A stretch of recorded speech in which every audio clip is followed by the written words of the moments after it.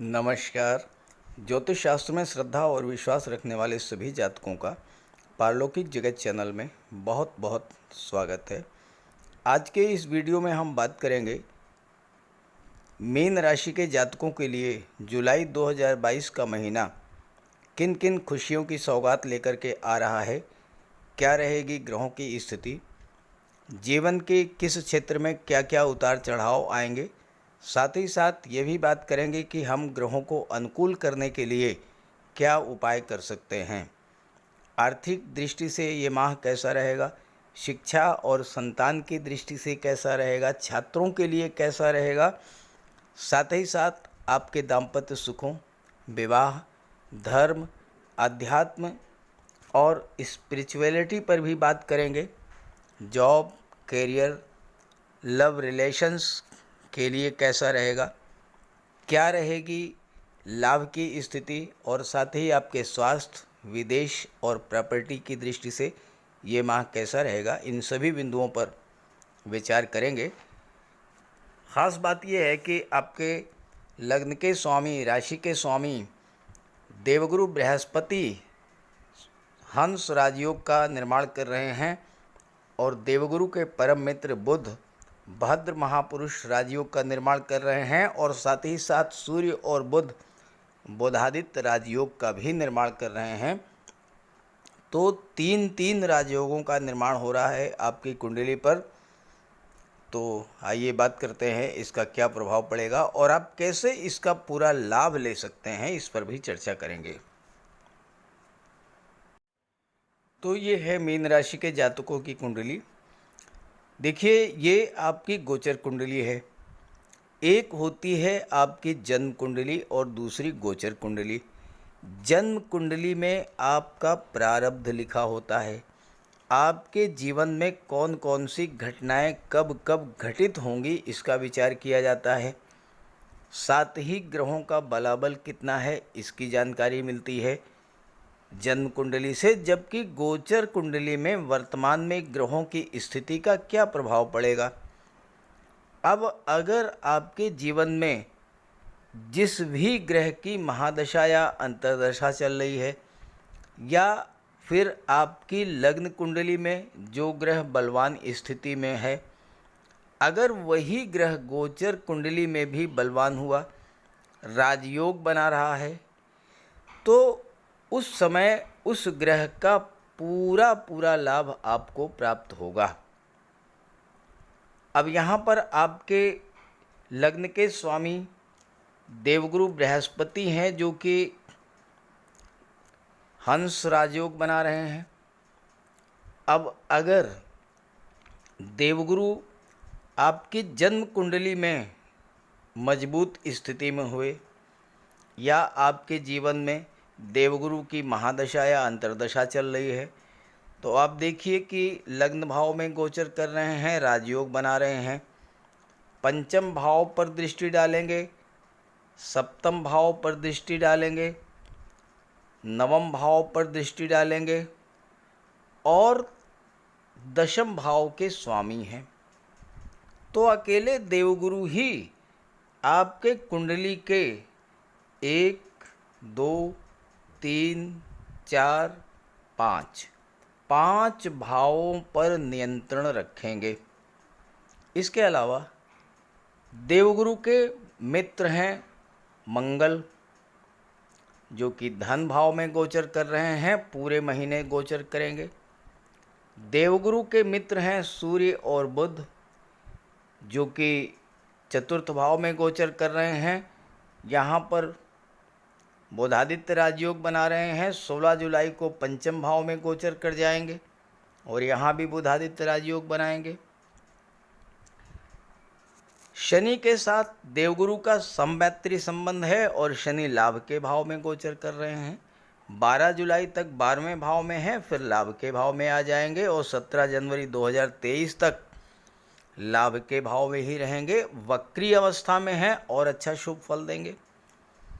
शुक्र की बात करें तो शुक्र पराक्रम के भाव में अपनी ही राशि में गोचर कर रहे हैं। यहाँ आप देखिए कि 4 ग्रह ऐसे हैं जो अपनी ही राशि में गोचर कर रहे हैं। मंगल मेष राशि में, शुक्र वृषभ राशि में, बुध मिथुन राशि में, शनि कुंभ राशि में और फिर मकर राशि में, और देवगुरु मीन राशि में।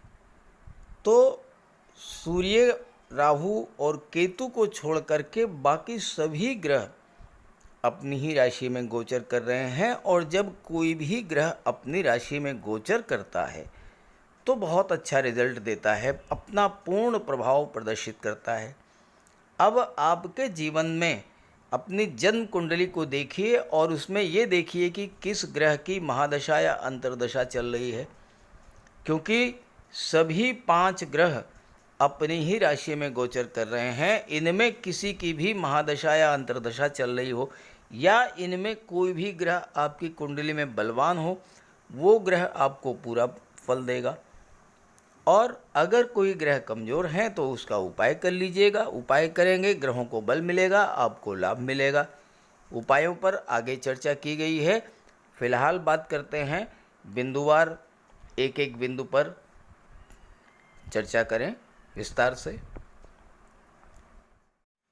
मीन राशि के जातकों के लिए जुलाई का महीना कामयाबी का एक नया अध्याय लिखने जा रहा है, क्योंकि आपके लग्न भाव में ही देवगुरु का गोचर है और देवगुरु हंस राजयोग बना रहे हैं। और देवगुरु अकेले ऐसे ग्रह हैं जो आपके कुंडली के 5 भावों को प्रभावित करते हैं। लग्न के स्वामी हैं, राजयोग बना रहे हैं, दशम भाव के स्वामी हैं, पंचम, सप्तम और नवम पर दृष्टि है। तो जो जो महत्वपूर्ण भाव हैं उन सभी पर देवगुरु का नियंत्रण होगा, और देवगुरु इन सभी भावों के कारक भी हैं और इन सभी भाव से संबंधित लाभ आपको देंगे। देवगुरु अकेले ऐसे ग्रह हैं जो कुंडली के सभी दोषों का नाश कर देते हैं। और यहाँ तो राजयोग बना रहे हैं देवगुरु, और आपके लग्न भाव पर में गोचर कर रहे हैं। लग्न भाव तो आपका व्यक्तित्व है, आपका स्वभाव है, आपका व्यवहार है, आपकी कार्यशैली है, किस क्षेत्र में आपको जाना पसंद है, किस क्षेत्र में कार्य करना पसंद है, ये सब लग्न भाव से प्रदर्शित होता है। और लग्न भाव में देवगुरु गोचर करेंगे और इनके प्रभाव से कुंडली के सभी दोषों का जब नाश हो जाएगा तो आप पर शनि, मंगल, राहु, केतु का कोई अशुभ प्रभाव नहीं पड़ेगा। दूसरी बात, लग्न भाव में देवगुरु दिग्बली होते हैं। लग्न में देवगुरु को दिग्बल प्राप्त होता है, और देवगुरु आपके कार्यों को, सोच को सही दिशा देंगे। आपको क्या करना है, किस दिशा में आगे बढ़ना है, अगर आप अभी तक ये तय नहीं कर पा रहे थे तो इस राजयोग के बनने पर आपके मन की दुविधा समाप्त हो जाएगी, और अब आप तय कर पाएंगे, सही डिसीजन ले पाएंगे कि किस क्षेत्र में आपको कार्य करना है।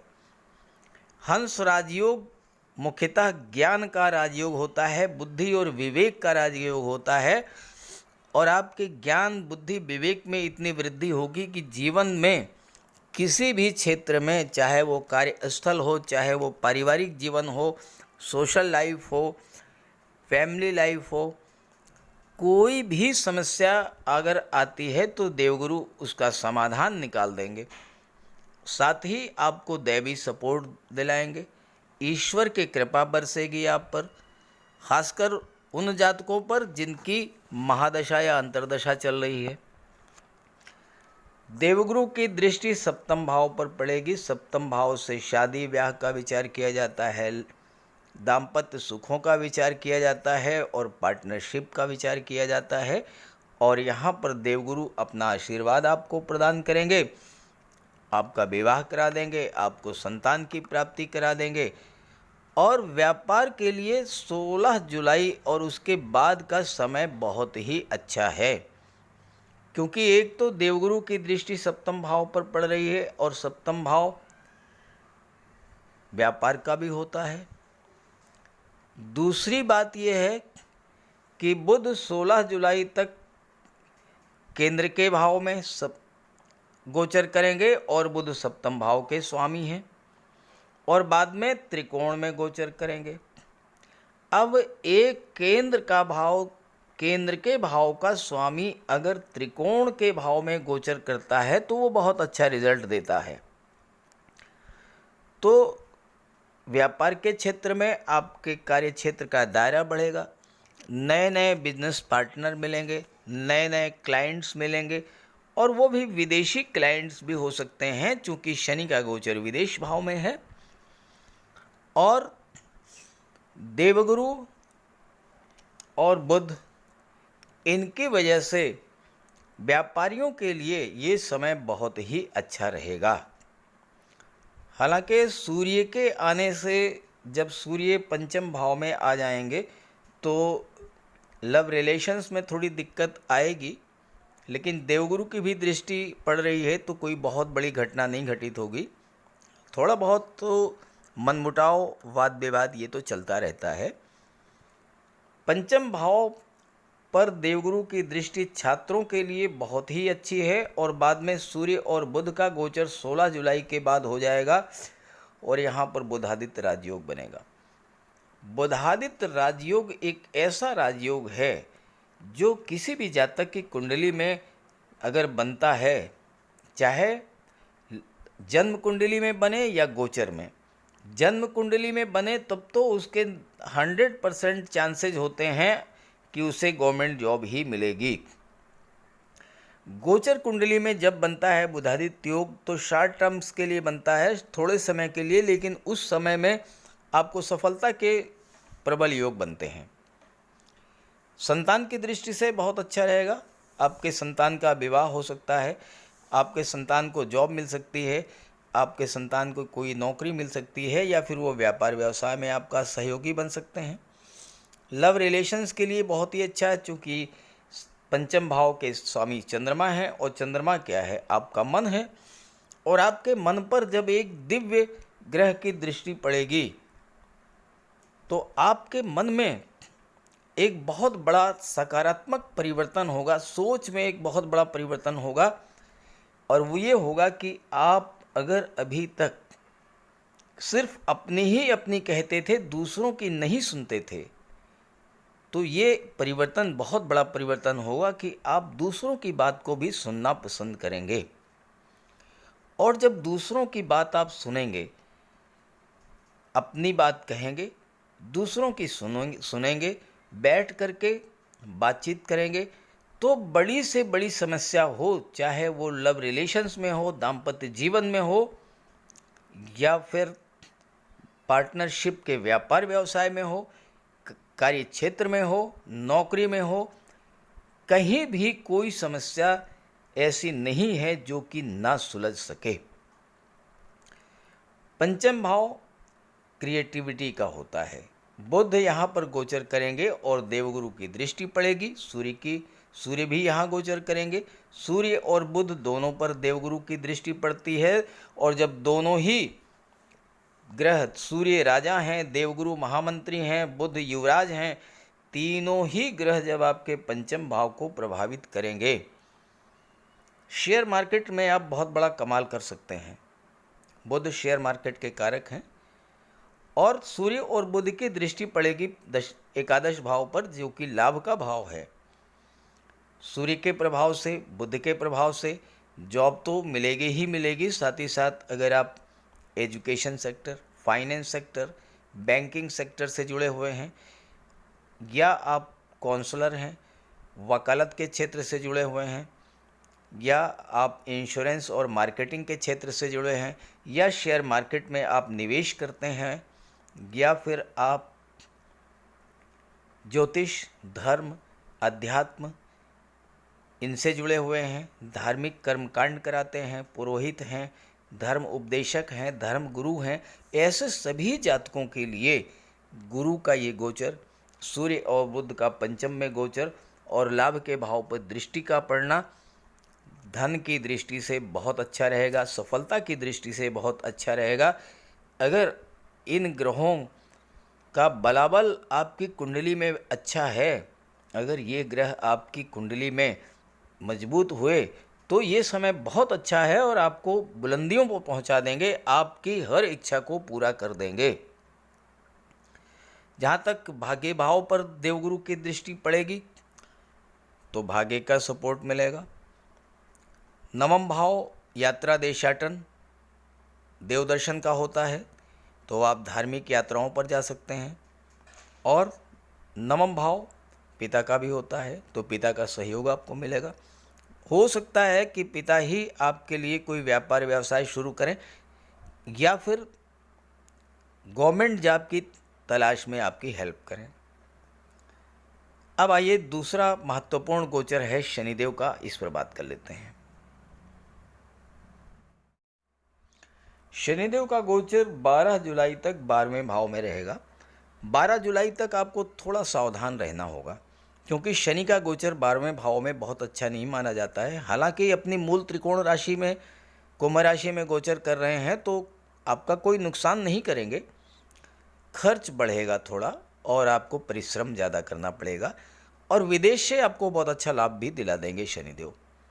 आप विदेश में जाकर के व्यापार व्यवसाय कर सकते हैं, नौकरी के सिलसिले में विदेश जा सकते हैं, विदेश में जाकर के सेटल हो सकते हैं।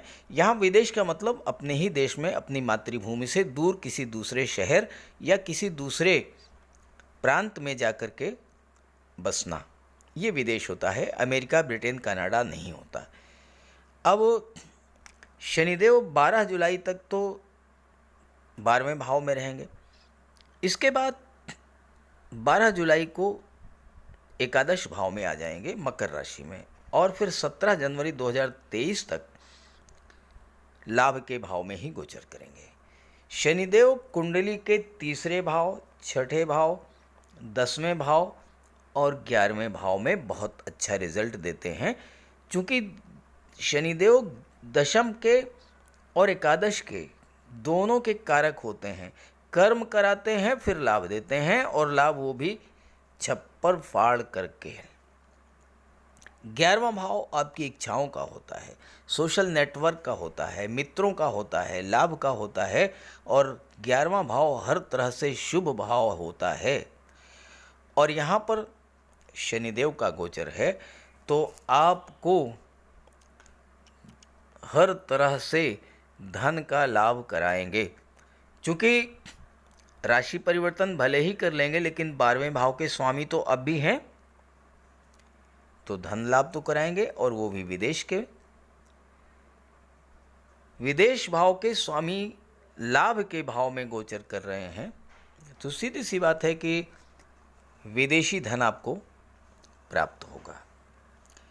शनिदेव पिछले 2.5 वर्षों से मकर राशि में थे, फिर थोड़े समय के लिए कुंभ राशि में गोचर किया है इन्होंने, और फिर से मकर राशि में ही आ चुके हैं, और 11वें भाव में आपकी हर इच्छा को पूरा करेंगे। चूँकि 11वें भाव में ऑलमोस्ट सभी ग्रह बहुत अच्छा रिजल्ट देते हैं, और यहाँ तक कि राहु भी 11वें भाव में बहुत अच्छा रिजल्ट देते हैं। और राहु की दृष्टि पड़ रही है दशम भाव पर, और दशम भाव के स्वामी देवगुरु हैं। राहु पर देवगुरु का नियंत्रण होता है। राहु देवगुरु जितने बलवान होते हैं, राहु उतना ही अच्छा रिजल्ट देते हैं, क्योंकि राहु देवगुरु को कंट्रोल कर लेते हैं। तो देवगुरु के आप उपाय जरूर कीजिएगा, क्योंकि आपकी राशि के स्वामी भी हैं, और जब देवगुरु को बल मिलेगा, राहु बाध्य हो जाएंगे अच्छा रिजल्ट देने के लिए। कर्म भाव पर राहु अचानक से कोई बहुत बड़ा सकारात्मक परिवर्तन आपके जीवन में ला देंगे। आपके कार्य क्षेत्र में आपको कोई बहुत महत्वपूर्ण जिम्मेदारी का पद दिया जा सकता है। अचानक से आपका प्रमोशन हो सकता है। बहुत दिनों से आप इंतज़ार कर रहे थे लेकिन प्रमोशन नहीं हो पा रहा था, अचानक से आपको प्रमोशन का लाभ मिल जाएगा। वेतन वृद्धि हो सकती है, या किसी अच्छी और मनचाही जगह पर आपका ट्रांसफ़र भी हो सकता है। शनिदेव राहु एक दूसरे के मित्र हैं, और राहु पर देवगुरु का नियंत्रण है।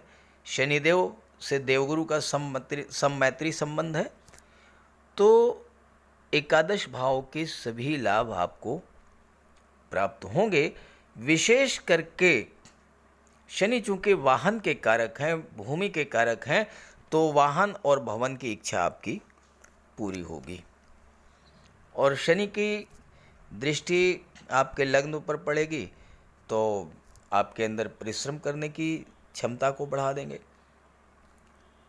छात्रों के लिए भी सप्तम दृष्टि पड़ेगी पंचम भाव पर, तो यहाँ भी बहुत अच्छा रिजल्ट देंगे शनि। और शनि की जो दशम दृष्टि है वो पड़ेगी अष्टम भाव पर, और अष्टम भाव के कारक होते हैं शनिदेव। तो यहाँ पर क्या करेंगे, पहला काम तो ये करेंगे कि आपकी आयु में वृद्धि कर देंगे, आपको दीर्घायु बनाएंगे। लेकिन आपको ये देखना पड़ेगा कि शनिदेव की स्थिति आपकी कुंडली में कैसी है। अगर कमज़ोर है तो बजरंगबली की उपासना कीजिए, हनुमान चालीसा का पाठ कीजिए, उनके मंदिर में जाइए, उनके चरणों का सिंदूर अपने मस्तक पर धारण कीजिए, गरीबों की मदद कीजिए। कोई लाचार, दिव्यांग, असहाय व्यक्ति आपके पास आता है, उसकी मदद कीजिए। कभी अनाथालय में चले जाइए, किसी वृद्धाश्रम में चले जाइए, अस्पताल में चले जाइए, वहाँ लोगों के दुख दर्द को बांटिए। कोई ज़रूरी नहीं है कि आप आर्थिक दृष्टि से ही उनकी मदद करें, आप मानसिक और शारीरिक रूप से भी आप वहाँ जाकर के उनकी बहुत बड़ी हेल्प करेंगे, तो इससे शनि को बल मिलेगा। और जब शनि बलवान होंगे तो अष्टम भाव के सभी शुभ फल आपको मिलेंगे। आपकी आयु में वृद्धि होगी, आपको स्वास्थ्य का लाभ कराएंगे, और अष्टम भाव आकस्मिक घटनाओं का होता है। और यहाँ पर केतु का गोचर है, और वह भी शुक्र की राशि में। शुक्र जो कि शनि के परम मित्र हैं, धन, वैभव, ऐश्वर्य और सुखों के कारक हैं, तो शनि की दृष्टि अष्टम भाव पर पड़ने से आपको अचानक धन प्राप्ति के प्रबल योग हैं। अष्टम भाव गुप्त विद्याओं का, गुप्त रहस्यों का, गुप्त धन का होता है। गुप्त धन की प्राप्ति होगी इंश्योरेंस से, लॉटरी से, कोई दबा हुआ पैसा, कोई ऐसा पैसा जिसे आप भूल चुके थे, या कोई ऐसा कर्ज जो कि आप मान के बैठे थे कि अब वो वापस नहीं मिलना है, वो आपको मिल जाएगा। मार्केटिंग के क्षेत्र से पैसा मिल जाएगा। और अगर आप real estate, property dealing, construction के क्षेत्र से जुड़े हुए हैं, आर्किटेक्ट हैं, बिल्डर हैं, या बिल्डिंग मटेरियल के सप्लायर हैं, सीमेंट सरिया के होलसेल डीलर हैं या रिटेल डीलर हैं, या petroleum, diesel, gas, mines, mineral, इन सब का कारोबार करते हैं, रबर, स्क्रैप का कारोबार करते हैं, ट्रांसपोर्ट, टूरिज़्म का, मेडिसिन्स का कार्य करते हैं, तो इन सभी क्षेत्रों में कार्य करने वाले जातकों को अचानक से प्रबल धन लाभ होगा। चूंकि एक तो राहु और दूसरे केतु, और दोनों ही शनि के मित्र हैं, और दोनों ही आकस्मिकता के कारक हैं, तो अचानक से धन प्राप्ति के तो प्रबल योग बनते हैं आपके लिए। अब बात कर लेते हैं शुक्र के बारे में। शुक्र कुंडली के पराक्रम भाव में गोचर कर रहे हैं, अपनी ही राशि वृषभ राशि में।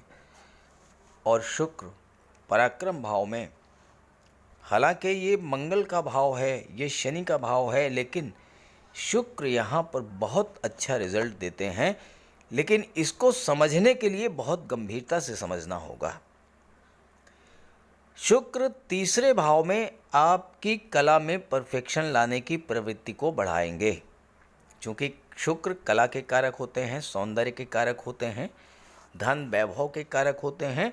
तो आप कला के किसी भी क्षेत्र में जुड़े हुए हैं, चाहे वो गायन हो, वादन हो, नृत्य हो, ड्राइंग, पेंटिंग हो, शिल्प कला हो, बिना परिश्रम, बिना अभ्यास, बिना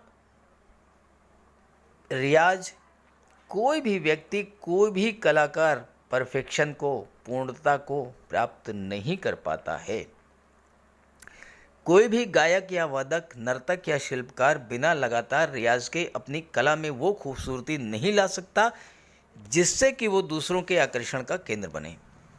कोई भी रचना, कोई भी कृति जितना ही अधिक खूबसूरत होगी उतना ही आकर्षण का केंद्र बनेगी और उतना ही उससे आपको लाभ प्राप्त होगा। तो किसी भी कला को निखारने के लिए जिस लगन, परिश्रम, अभ्यास की ज़रूरत होती है वो थर्ड हाउस में शुक्र प्रदान करते हैं। और अगर आपकी जन्म कुंडली में शुक्र तीसरे भाव में गोचर कर रहे हैं तो निश्चित रूप से आपको कला के क्षेत्र में बहुत बड़ी सफलता देने वाले हैं। हालांकि गोचर में थोड़े ही समय के लिए रहेंगे, लगभग 25 दिन, लेकिन इन 25 दिनों में भी आपको बहुत कुछ लाभ दे जाएंगे। और 13 जुलाई को राशि परिवर्तन करके कुंडली के चतुर्थ भाव में आ जाएंगे तो फिर आपके भौतिक सुखों में वृद्धि कर देंगे। शुक्र के प्रभाव से ऐसे जातकों को समाज में मान सम्मान मिलता है, धन तो पीछे पीछे भागता है। ऐसे जातक सेलिब्रिटी होते हैं, लोग उनके दीवाने होते हैं, लेकिन इसके पीछे एक दो नहीं, वर्षों के परिश्रम और अभ्यास की साधना होती है। बड़े बड़े संगीतकार, गायक, नर्तक, वादक, फिल्म इंडस्ट्री से जुड़े हुए बड़े बड़े कलाकार, ग्लैमर इंडस्ट्री से जुड़े कलाकार या फिर कला के क्षेत्र से जुड़ा हुआ कोई भी जातक बिना शुक्र के प्रभाव से बुलंदियों पर नहीं पहुंच सकता। तीसरा भाव छोटी यात्राओं का है। मार्केटिंग के क्षेत्र में, मेडिकल रिप्रेजेंटेटिव के रूप में आपको धन की प्राप्ति होगी। आप अपनी बोलने की कला से लोगों को मंत्रमुग्ध कर लेंगे और अपने कार्य को सफलता से पूरा करेंगे।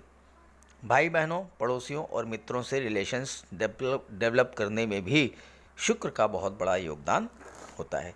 अब रह गया राहु की बात और मंगल। राहु की बात तो हो चुकी है, मंगल की बात, मंगल स्वराशि में गोचर कर रहे हैं, धन के भाव में गोचर कर रहे हैं, तो धन का तो संचय कराएंगे, आपका निवेश बढ़ा देंगे। भूमि भवन में आप निवेश कर सकते हैं, कोई प्लाट वगैरह खरीद सकते हैं। लेकिन यहाँ पर एक चीज़ आपको ध्यान में रखनी है, एक नहीं बल्कि दो चीज़ें बहुत ज़रूरी है। पहली बात, मंगल सेकंड हाउस में है और बहुत ही उग्र ग्रह हैं और सेकंड हाउस वाणी का होता है, तो पहली बात तो आपको वाणी पर नियंत्रण रखना होगा। दूसरी बात, मंगल की चौथी दृष्टि पड़ रही है पंचम भाव पर और पंचम भाव संतान का होता है। अगर आप गर्भवती माता हैं तो विशेष ध्यान रखें, लगातार चिकित्सक के संपर्क में रहें, क्योंकि मंगल की दृष्टि पड़ने से अगर संतान की प्राप्ति होगी तो ऑपरेशन की ज़्यादा संभावना है। और तीसरी बात, मंगल की सीधी दृष्टि अष्टम भाव पर पड़ेगी, तो ऐसे में चूंकि अष्टम भाव आकस्मिक दुर्घटनाओं का होता है, मंगल ब्लड और सर्जरी के कारक हैं, तो एक तो आप वाहन चलाते समय विशेष सावधानी रखें। दूसरे, अगर ब्लड संबंधी कोई समस्या, कोई रोग, कोई बीमारी है तो सावधान रहें। अगर ऑपरेशन होना है आपका इस गोचर काल में तो कुछ समय के लिए टाल दें।